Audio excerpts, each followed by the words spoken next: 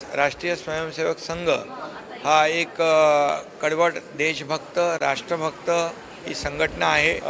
RSSवर बंदी घालावी असं म्हणणं अतिशय दुर्दैवी आहे। घ्या RSS वर बंदीबाबत एकनाथ शिंदे साहेब काय म्हणाले। उपमुख्यमंत्री एकनाथ शिंदे RSS एक कडवट देशभक्त, देशावर ज्यावेळेस संकट येते त्यावेळेस RSS धावून येते। RSS च्या संघटन हे प्रखर देशभक्त आणि राष्ट्रभक्त वर काम करणारे आहे। RSS वर बंदी घालणे म्हणजे चुकीचे आहे। काय म्हणायचं आता एकनाथ शिंदे साहेब यांना?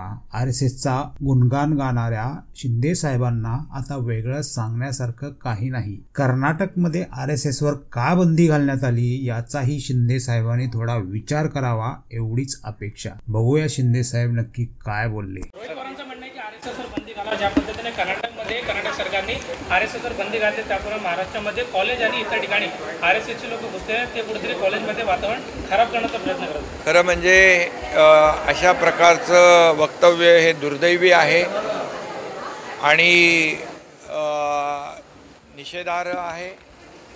याची निषेध करावा तेवढा कमी आहे, कारण RSS राष्ट्रीय स्वयंसेवक संघ हा एक कडवट देशभक्त राष्ट्रभक्त ही संघटना आहे आणि कधी जेव्हा आपत्ती संकट येतं त्यावेळेस RSS ही संघटना धावून जाते आणि प्रखर राष्ट्रभक्त आणि देशभक्ती